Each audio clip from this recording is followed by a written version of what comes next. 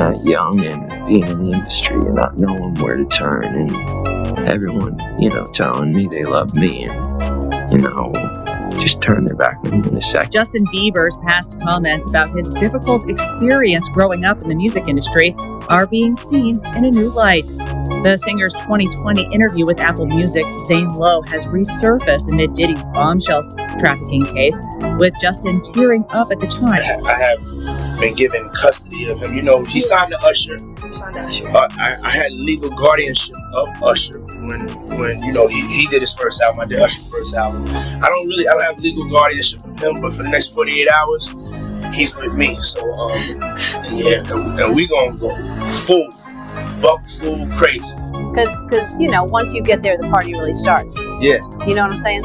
I got you. I promise you, I'm not gonna let you down on this big one. All right, good. Real. Good. Your shoes, your feet are gonna have blisters. You're gonna be dancing so hard. Trying to see him out so he'll feel too embarrassed to finally go off to get Diddy for what he will. We cheated in Justin.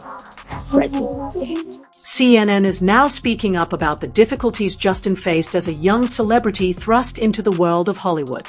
Fans adored Ellen DeGeneres while she was at the height of her career as a comedian until music. They discovered who she really was behind the scenes. The Ellen Show was one of the first daytime music talk shows with an openly gay host when it premiered in 2003. It reached millions of viewers every single day and normalized messages of equality, acceptance, and LGBTQ representation. DeGeneres famously opened each episode by dancing with the music audience, packed her show with heartwarming interviews, practical jokes, and viral moments, turning it into a ratings powerhouse and music a must-stop for high-profile celebrities. However, DeGeneres' popularity began to double as people started to realize she was two completely different music people on screen versus in real life. And further digging reveals some startling connections, music to Epstein and to Diddy. What makes it worse is that music actually have receipts. There is documented proof of Ellen inviting Diddy to his parties, publicly endorsing him, and perhaps most, music tellingly referring to him with some very specific nicknames. In 2016, the comedian celebrated the music mogul's birthday with a tweet on X, calling Diddy by all of his well-known names before giving him her own unique title. Fans were quick to point out that Ellen DeGeneres knows all too well about Diddy's parties. Is that gonna be a new thing? Are you gonna try to be early? Yes, I'm trying to be early. Are you gonna be early for my party? Yes, I am. No. I have to arrive fashionably late. All right, not too late though. Not too late? Not too late, please. What time would you like me there? I'll tell you later. Okay. But not too late. Because once you get there, the party really starts. Yeah. You know what I'm saying? I got you. I promise you, I'm not gonna let you down on this big one. All right, good. Real. Good. Your shoes, your feet are gonna have blisters. You're gonna be dancing so hard. I can't wait. There have been some messed up old celebrity tweets about P. Diddy, but this has to be the weirdest so far. In 2016, Ellen tweeted, "Happy birthday, P. Diddy, Puff Daddy, Sean Combs, or as I call him, Cuddle Nick Snuggle Stuff. You don't need to know why. I don't want to know why. How is this not deleted yet?" Oh, but I don't know if you saw the Ellen live. Ellen went live, right? Ellen live on what? Like Instagram? Instagram, right? Yeah. And like it showed parts of her house, right? And I don't know why, but Ellen's eyes have been like really fucking me up so far, but it's like different colored lenses. It's really creepy. But all the paintings that are in her house are done by this guy who does like, I guess like certain rituals, like satanic rituals. Yeah. And you can see like in one of the paintings, there's triangles and shit like that, right? And I read up more about it. Those triangles are the same triangles that they do when they try to like summon something. So every time, Ellen has like 3 pictures specifically. Yeah. And one, it was so fun, but in quotation marks, it spells out revenge. Revenge? What? Revenge. I don't know, but that was part of the picture. I'm like, yo, I have a chain that's exactly like that. That spells out revenge. I'm like, oh, I gotta throw that shit away. When I came on the show, I was gonna be completely honest and expose myself to the world. I stay up to like maybe 6 in the morning. I'm back up at like 10:30, 11. 6 in the morning? What do you do every night till 6 in the morning? You don't go to clubs every night. No, I mean, I make love a lot.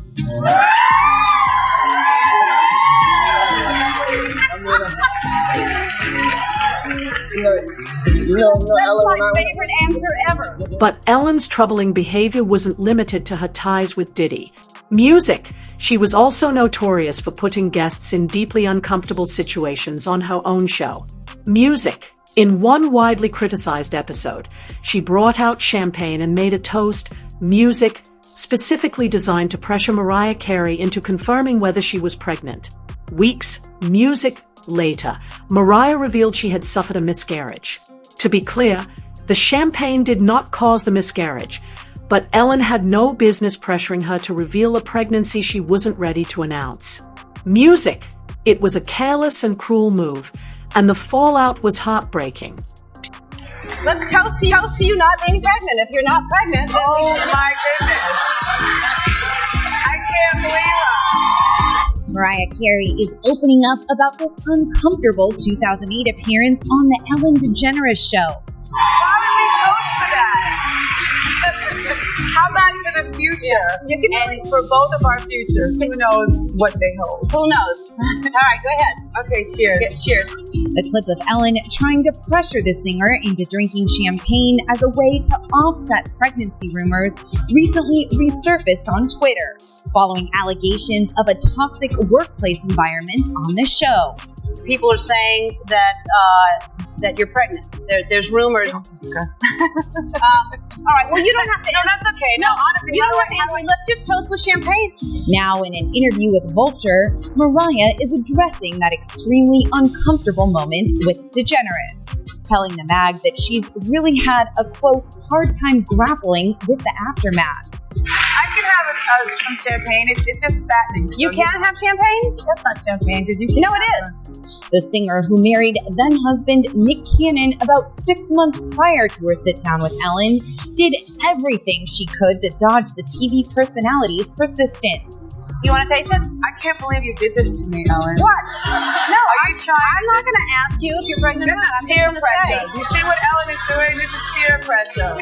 I was like, why does she keep talking about shit? At one point, Mariah even claimed it was too early to drink, just before appearing to take a small sip. Go ahead. Okay, cheers. Yes, cheers. It's too early for me. I only drink it. What are your phobias? Well, I don't like clowns. Okay. And I was a clown too, you said? Yes, I did see it. Okay.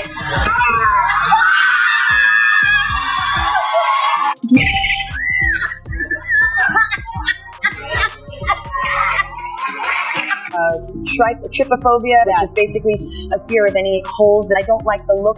That's I mean, I really actually have a real problem looking at it. Why? So let me know when it's... And it wasn't just celebrities who had bad music experiences. Regular audience members who attended tapings of The Ellen Show also came forward with some deeply unsettling accounts of what went on behind the cameras. Big changes at The Ellen Show after multiple allegations that it was a toxic place to work. 3 top producers have now, quote, parted ways. But the horror stories keep coming. One guest on the show telling Inside Edition that she was told, whatever you do, don't be funnier than Ellen. She spoke with Jim Murray. I need Dana DiMatteo. This audience member on The Ellen Show is now revealing how she went from thrilled to getting really upset. You just expect a lot when you go to meet like your idol, and then when you get disappointed, it's like such a letdown. In 2018, Dana DiMatteo flew from Chicago to Los Angeles and was delighted to be picked out of the audience to have some fun with Ellen. But then she says she was shocked she was briefed on the comedy bit by the producers. They tell you, you know, you can't be smarter, funnier than Ellen. She's the comedian and the star, not you. Ellen's motto is be kind. Be kind to one another. But Dana says Ellen was actually the opposite on the day she visited. How does the Ellen we see on TV compare to the Ellen you saw when the camera stopped rolling?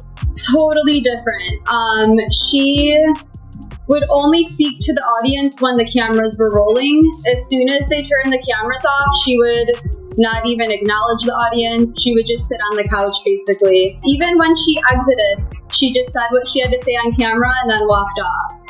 Dana appeared in the Make It Rain segment, where guests can be drenched with money or water after they answer trivia questions. Wet and shivering, Dana says she was treated horribly by producers afterwards. They told us they were gonna give us dry clothes to change into. So they had us like waiting in a hallway by the bathroom. And it's almost like they forgot about us because we were waiting there for a good 45 minutes. And finally and it was freezing cold. On Monday, Ellen remotely addressed her staff about the current allegations of turning a blind eye to a toxic work environment. She reportedly teared up and apologized, saying she's not perfect, and calling the disturbing allegations of the atmosphere on her show heartbreaking. She also responded to rumors that staffers are not allowed to look her directly in the eye, calling them crazy and not true. Former Ellen Show producer Hedda Muscat doesn't buy Ellen's tearful apology. You can't wake up 17 years later and say, oh, I didn't know, I had no idea. You were part of that. You're the one who knew about it, you witnessed it, you encouraged it. Warner Brothers also announced a major shakeup at the show. 3 top-level producers are out after staffers accuse them of misconduct. They are Jonathan Norman, Kevin Lehman, and Ed Glavin. A photographer caught up with Kevin Lehman today. Kevin, do you think you and the other producers deserve to get fired? He didn't respond, but his attorney calls him an innocent man and popular figure and says he is devastated by being scapegoated. Jonathan Norman has denied all allegations. Ed Glavin has not responded.